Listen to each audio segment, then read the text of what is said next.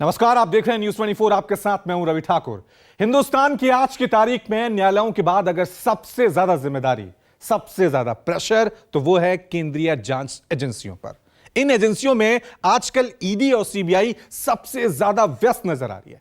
वैसे तो इन जांच संगठनों पर भ्रष्टाचार और गैर कानूनी मामलों पर शिकंजा कसने की जिम्मेदारी है, लेकिन आजकल इन एजेंसियों पर सरकार के लिए काम करने के इल्जाम लग रहे हैं, क्योंकि इनके टारगेट पर सबसे ज्यादा विपक्षी नेता, और वो भी सीएम जो विपक्षी गठबंधन की सरकार चला रहे हैं। तो क्या सीएम ऑन रडार हैं और ईडी सबसे बड़ा हथियार है? देखिए रिपोर्ट।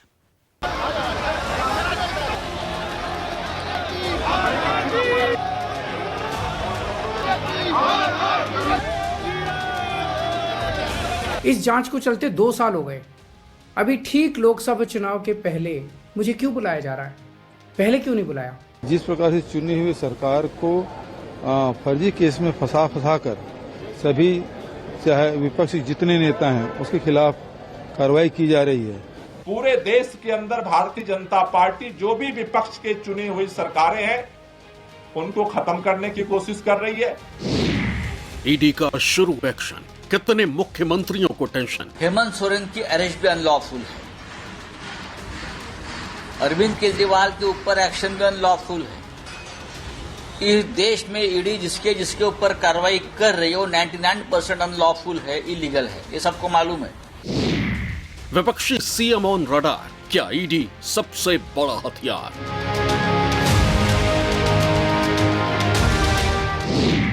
ईडी की विपक्ष पर छापेमारी, क्या यही है 24 की तैयारी? जो ईडी का केस चल रहा है हेमंत सोरेन जी पर, वो दिखाता है कहीं ना कहीं जो लोग मजबूती से लड़ाई लड़ रहे हैं केंद्र सरकार के खिलाफ या भारतीय जनता पार्टी से, उनके ऊपर ये कार्रवाई चल रही है। पूरा इलेक्शन टूलकिट बनकर रह गया है। विपक्षी राज्यों में ही अपराध, सत्ता पक्ष कैसे पाक साफ? दिल्ली से छत्तीसगढ़ तक, झारखंड से महाराष्ट्र तक, तेलंगाना से जम्मू कश्मीर तक, राजस्थान से अरुणाचल प्रदेश तक, ईडी के एक्शन ने सर्दी के मौसम में भी सियासी तपिश की आंच को हाई कर दिया। वैसे तो प्रवर्तन निदेशालय यानी कि ईडी करप्शन के मामलों में कार्रवाई कर रही। ईडी को केंद्र बनाकर सियासत ने इसे सत्ता पक्ष बनाम विपक्ष की लड़ाई बना दिया और शुरू हो गई है ईडी पर सियासी कबड्डी। सत्य की कभी हार नहीं होती। ये मुझे जरूर थोड़ा विचलित अभी करने का प्रयास कर रहे हैं, लेकिन ये बहुत ज्यादा दिन तक चलेगा नहीं। लेकिन जब हम अगली लड़ाई के लिए तैयार होकर आएंगे तो इस मजबूती के साथ आएंगे कि दोबारा इस तरीके के षड्यंत्र करने वाले आगे से इस तरीके के कदम उठाने से भी हजारों बार इनको सोचना पड़ेगा। तो ईडी का नोटिस होता है, उसको इलीगल बोलना ठीक नहीं है। जो एजेंसियां है, एजेंसियों को उनकी जिम्मेदारी दे दी है, और जब कोई ऐसी जानकारी उनको मिलती है तो चाहे कोई भी बड़ा आदमी हो, छोटा आदमी हो, उनको इंक्वायरी के लिए बुलाते हैं। तो अगर उसमें केजरीवाल जी की गलती नहीं होगी तो उन्होंने वहां जाकर ईडी के सामने दे जाना चाहिए। चुनाव की घड़ी जैसे जैसे करीब आ रही, देश में ईडी और सीबीआई दोनों केंद्रीय एजेंसियों की शिफ्ट डबल और ट्रिपल हो गई। विपक्षी पार्टियों की क्राइम कुंडली खोली जा रही। ईडी सीबीआई ताबड़तोड़ छापेमारी करके अलग अलग पार्टी के नेताओं को रिमांड पर ले रही, और हर गिरफ्तारी के बाद देश की सियासत में तेजी से उबाल आ रहा।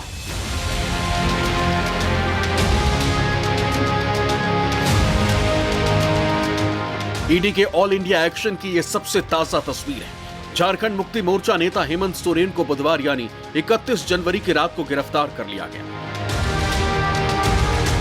मुख्यमंत्री पद से इस्तीफा देने के बाद प्रवर्तन निदेशालय ईडी ने मनी लॉन्ड्रिंग मामले में सोरेन की गिरफ्तारी की। उनकी गिरफ्तारी कथित जमीन घोटाले में हुई। हेमंत सोरेन ने 29 दिसंबर 2019 को झारखंड के मुख्यमंत्री का पद संभाला था। ईडी ने गिरफ्तारी से पहले 8 घंटे तक उनसे पूछताछ की थी। गिरफ्तार करने के बाद हेमंत सोरेन को ईडी ऑफिस ले जाया गया था, जहां उनकी मेडिकल जांच हुई थी। हेमंत सोरेन के पद छोड़ने के बाद राज्य के परिवहन मंत्री चंपई सोरेन को मुख्यमंत्री बनाया गया। हेमंत सोरेन की गिरफ्तारी पर विपक्ष केंद्र की मोदी सरकार पर हमलावर है। विपक्षी पार्टियों का आरोप है कि केंद्र सरकार जांच एजेंसियों का गलत ढंग से इस्तेमाल कर रही है और सुनियोजित ढंग से रणनीति के तहत विपक्षी दलों के नेताओं के खिलाफ कार्रवाई की जा रही है। ये जनता के लिए अलार्मिंग है कि जिस प्रकार से चुनी हुई सरकार को फर्जी केस में फंसा कर सभी चाहे विपक्षी जितने नेता हैं उसके खिलाफ कार्रवाई की जा रही है, तो ये प्रजातंत्र की हत्या की कोशिश है और बिना विपक्ष के ये लोग देश चलाना चाहते हैं। पूरे देश के अंदर भारतीय जनता पार्टी जो भी विपक्ष के चुनी हुई सरकारें हैं उनको खत्म करने की कोशिश कर रही है, विपक्ष के नेताओं को खत्म करने की कोशिश कर रही है, उनको गिरफ्तार करने की कोशिश कर रही है। झारखंड के पूर्व मुख्यमंत्री हेमंत सोरेन की मनी लॉन्ड्रिंग के मामले में प्रवर्तन निदेशालय की गिरफ्तारी के बाद देश के बड़े नेताओं या फिर यूं कहें कि विपक्षी सरकार के मुख्यमंत्रियों पर खतरा मंडराने लगा, जो पहले से ही ईडी के रडार पर है। ईडी सीबीआई के रडार पर विपक्ष के 14 पूर्व सीएम, 4 मुख्यमंत्री, 2 डिप्टी, बीजेपी से हिमंता का नाम। देखिए, जो जांच एजेंसियां हैं, अगर ईडी को ही ले लिया जाए तो जांच करने में वो पक्ष का और विपक्ष का सीएम नहीं देखती है। अगर उनके पास सब्सटेंशियल एविडेंस होगी, अगर उनके पास होगा कि उन्होंने कोई ऑफेंस किया है तो वो जांच करेगी। हाँ, ये राजनीतिक आरोप प्रत्यारोप लगते हैं कि विपक्ष के जो सीएम होते हैं उनको ज़्यादा घेरा जाता है और जो पक्ष के सीएम होते हैं उनको उस तरीके से नहीं पूछताछ की जाती है। भ्रष्टाचार और मनी लॉन्ड्रिंग के मामले में केंद्रीय जांच एजेंसी प्रवर्तन निदेशालय की ओर से लगातार कार्रवाई की जा रही है। हेमंत सोरेन के खिलाफ कार्रवाई के बाद दिल्ली के मुख्यमंत्री अरविंद केजरीवाल को लेकर सवाल उठने लगे। दरअसल दिल्ली के निरस्त आबकारी नीति को लेकर सीएम केजरीवाल भी ईडी की जांच के दायरे में है। 5 समन के बाद भी वो जो कानून व्यवस्था है उसका उल्लंघन कर रहे हैं और ईडी के पास नहीं जा रहे, क्योंकि जानते हैं कि क्या क्या भ्रष्टाचार किया है और क्या क्या कारनामे हैं और उनका जवाब नहीं देना चाह रहे। लेकिन जो बात नोट करने वाली है वो ये है कि 5वीं बार ईडी के समन पे नहीं जा रहे, लेकिन भारतीय जनता पार्टी के दफ्तर के आगे नाटक कर रहे हैं। दिल्ली शराब नीति मामले में अरविंद केजरीवाल पर गंभीर आरोप लगाए गए। ईडी दिल्ली सीएम को पूछताछ के लिए लगातार समन भेज रही है। इसके बावजूद अरविंद केजरीवाल पेश नहीं हो रहे। प्रवर्तन निदेशालय ने सीएम केजरीवाल को 5वीं बार पूछताछ के लिए तलब किया। ईडी ने अरविंद केजरीवाल को शुक्रवार तक पेश होने का निर्देश दिया। बावजूद इन सब के केजरीवाल ने इसे सिर्फ और सिर्फ सियासी दांव बताया। इस जांच को चलते 2 साल हो गए। अभी ठीक लोकसभा चुनाव के पहले मुझे क्यों बुलाया जा रहा है? पहले क्यों नहीं बुलाया? सीबीआई ने मेरे को 8 महीने पहले बुलाया था। मैं सीबीआई में गया था, उनके सारे जवाब भी दिए थे। लेकिन अब ये लोग ठीक लोकसभा चुनाव के 2 महीने पहले मुझे बुला रहे हैं। तो बीजेपी का मकसद कोई पूछताछ करना थोड़ी है। इनका मकसद है पूछताछ के बहाने केजरीवाल को बुला लो और उसे गिरफ्तार कर लो, ताकि मैं लोकसभा चुनाव में प्रचार ना कर पाऊं। अब देखना यह है कि दिल्ली के मुख्यमंत्री अरविंद केजरीवाल इस बार भी पूछताछ के लिए जांच एजेंसी के समक्ष पेश होते हैं या नहीं। इससे पहले केजरीवाल को 18 जनवरी को ईडी ने समन भेजा था, लेकिन उन्होंने पूर्व निर्धारित कार्यक्रम का हवाला देते हुए पूछताछ के लिए पेश होने से इनकार कर दिया था। इससे पहले केजरीवाल को 2 नवंबर, 21 दिसंबर और 3 जनवरी को समन भेजा गया था। ईडी का आरोप है कि आम आदमी पार्टी ने दिल्ली के शराब नीति से कमाए गए पैसे का इस्तेमाल गोवा के विधानसभा चुनाव के लड़ने में किया। आम आदमी पार्टी के संयोजक और दिल्ली सरकार के मुखिया अरविंद केजरीवाल हालांकि ईडी के इस दलील को एक सिरे से खारिज करते हैं और इसके पीछे बीजेपी के प्रोपेगेंडा मशीनरी का हवाला देते हैं और कहते हैं कि इसके पीछे का मकसद दिल्ली की सरकार को गिराना है। बावजूद इसके जांच एजेंसियां अरविंद केजरीवाल को लगातार पेश होने का समन भेज रही है, लेकिन अरविंद केजरीवाल ईडी के सामने पेश नहीं हो रहे हैं। जनवरी के पहले हफ्ते में आम आदमी पार्टी की ओर से दावा किया गया था कि ईडी छापा मारकर सीएम केजरीवाल को गिरफ्तार कर सकती है। हालांकि बाद में जांच एजेंसी ने इन दावों को सिरे से खारिज कर दिया था। लेकिन झारखंड के पूर्व मुख्यमंत्री हेमंत सोरेन के खिलाफ कार्रवाई के बाद सबके मन में यह सवाल एक बार फिर उठने लगा है कि क्या अब अरविंद केजरीवाल की बारी है। और केजरीवाल ही नहीं बल्कि देश के कई और मुख्यमंत्री इस ईडी के रडार पर हैं।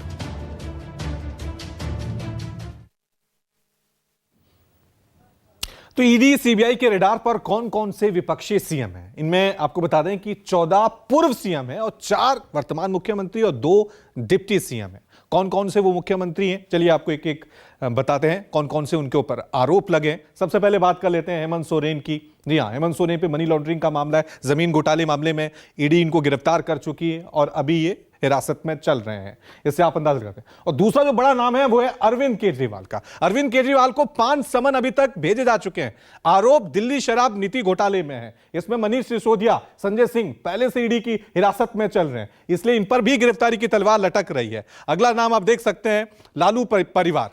थोड़े दिन पहले ही लालू प्रसाद यादव से भी यहां पर ईडी ने पूछताछ की थी। लगभग 7 से 8 घंटे पूछताछ हुई है। लैंड फॉर जॉब मामले में इन पर आरोप लगा है। ये भी बिहार के पूर्व मुख्यमंत्री रह चुके हैं और ईडी सीबीआई इन पर लगातार शिकंजा जो है वो कसती जा रही है। चलिए अगला नाम आपको बता देते हैं। अगला नाम है, ये हरियाणा के पूर्व मुख्यमंत्री हैं भूपेंद्र सिंह हुड्डा। जमीन घोटाले में इन पर भी आरोप लगा है। ये भी विपक्ष के मुख्यमंत्री हैं। और एक बड़ा नाम और भी है, अशोक गहलोत, जो अभी अभी राजस्थान में विधानसभा चुनाव में कांग्रेस की करारी शिकस्त हुई थी, लेकिन ईडी ने इन पे भी नजर डाली हुई है। सचिन पायलट कांग्रेस के बड़े नेता हैं। एम्बुलेंस घोटाले में इन पर भी लगातार नजरें बनी हुई है। कभी भी यहां पर जो है जांच तेज हो सकती है। भूपेश बघेल की बात करें, ये देखिए छत्तीसगढ़ में ये इन पर मनी लॉन्ड्रिंग के मामले में शिकंजा कसता जा रहा है केंद्रीय जांच एजेंसियों की तरफ से। अखिलेश यादव यूपी कहा जाता है, दिल्ली की सत्ता बिना यूपी के हासिल नहीं हो सकती है। तो अखिलेश यादव जो इस वक्त इंडिया अलायंस को बचाने की कोशिश कर रहे हैं, उन पर भी गोमती रिवर फ्रंट और खनन घोटाले में चल रहे हैं। और अगला नाम है रेवंत रेड्डी का। तेलंगाना के मुख्यमंत्री हैं, अभी हाल में ही मुख्यमंत्री बने हुए हैं, लेकिन ईडी के रडार और सीबीआई के रडार पर कोई भी विपक्ष का मुख्यमंत्री बच नहीं रहा है मनी लॉन्ड्रिंग के मामले में।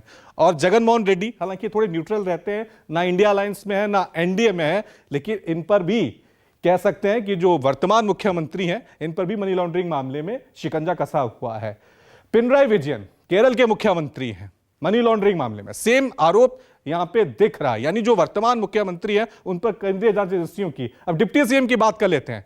डिप्टी सीएम में देखिए डीके शिव कुमार, कांग्रेस के बड़े नेता हैं, अभी कर्नाटक में डिप्टी सीएम है और पीएमएलए के तहत चार्जशीट इन पे दाखिल हुई है। कभी भी शिकंजा कर सकता है, आप अंदाजा लगा सकते हैं। इसके अलावा एक और नाम है, लेकिन उस पर ईडी और सीबीआई की जो जांच है वो बड़ी धीमे रफ्तार से चल रही है। वो नाम है हेमंत विश्वा शर्मा, क्योंकि वो अब बीजेपी में शामिल हो गए हैं। इसी को लेकर लगातार विपक्षी पार्टियां जो हैं सवाल भी उठाती रही हैं।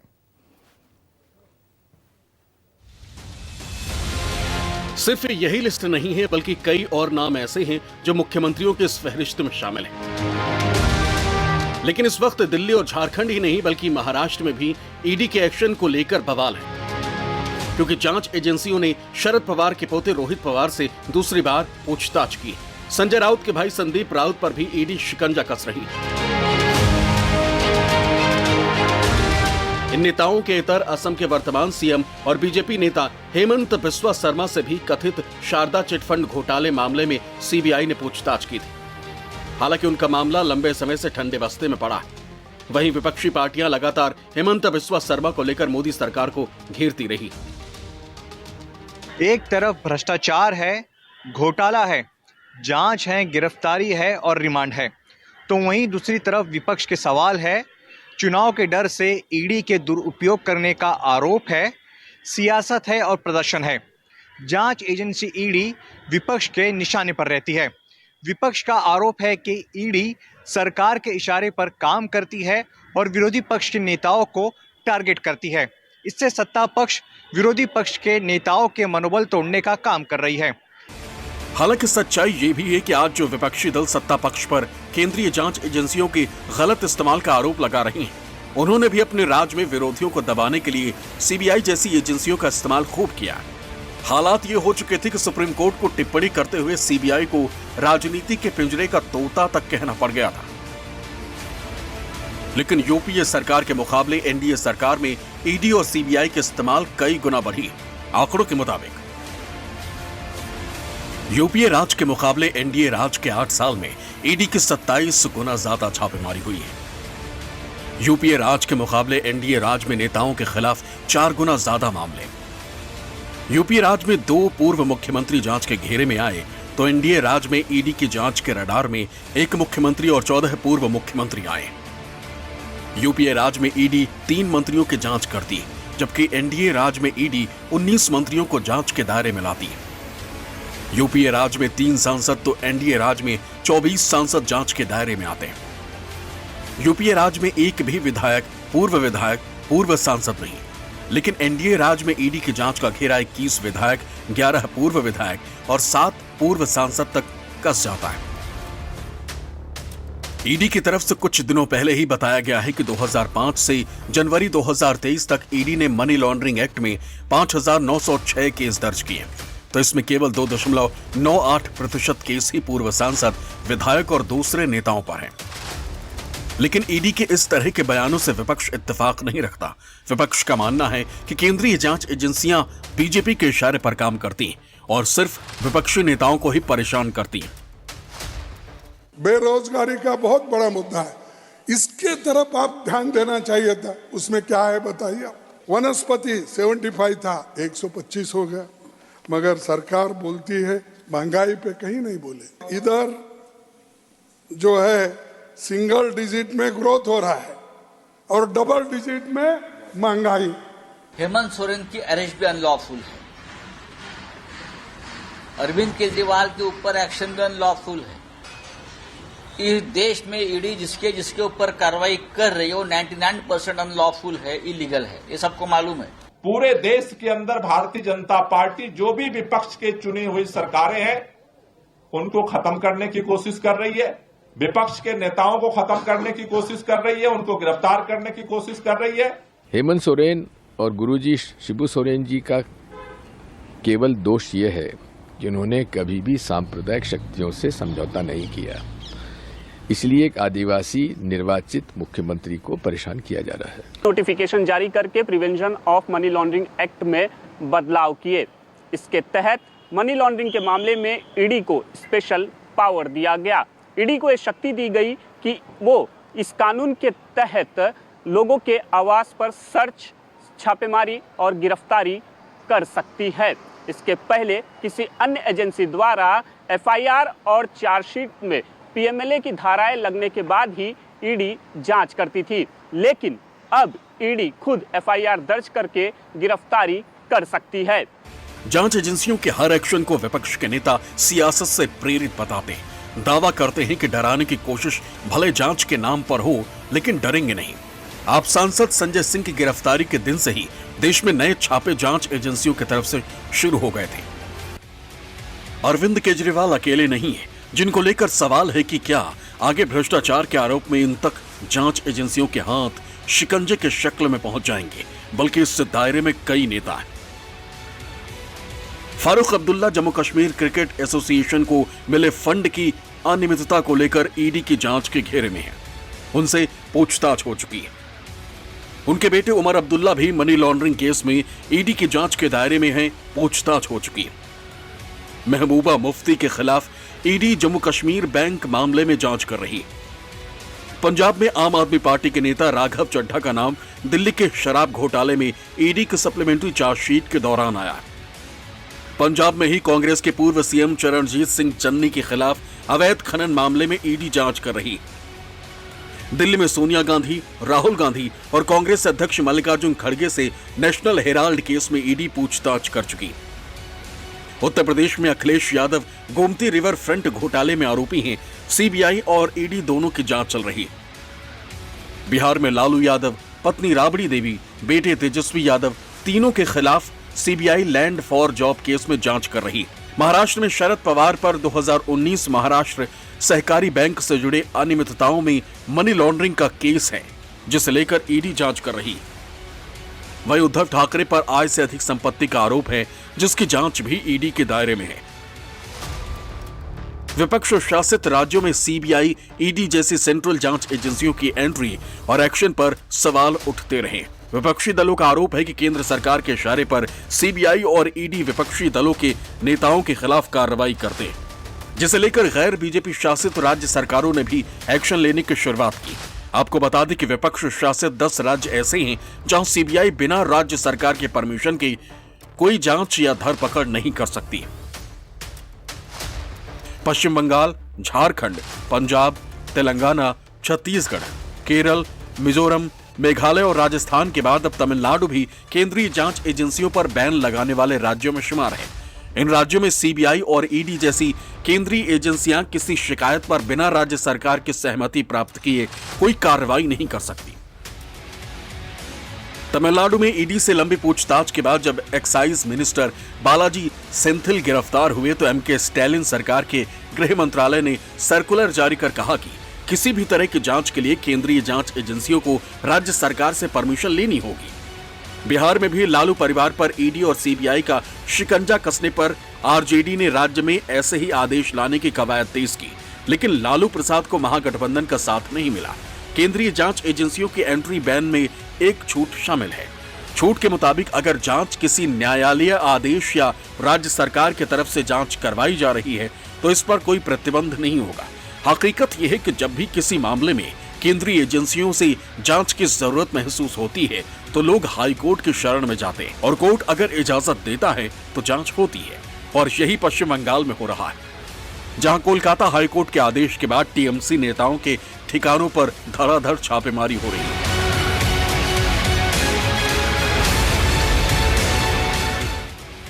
चुनावी मौसम में ईडी और सीबीआई के बढ़ते एक्शन ने सवाल उठाया है कि आखिर सारे एक्शन विपक्षी पार्टियों और उनके नेताओं पर ही क्यों। ये सवाल तब भी सामने आते थे जब कांग्रेस या यूपीए की सरकार रही है, लेकिन जिस तेजी से पिछले कुछ महीनों में केंद्रीय एजेंसियों ने अपनी जांच का दायरा बढ़ाया है, उससे आने वाले वक्त में देश की राजनीति का पारा हाई होना तय है। और ईडी सीबीआई के रेड चुनावों को किस करवट लेकर जाती है, ये देखना भी दिलचस्प होगा। Bureau report, news 24।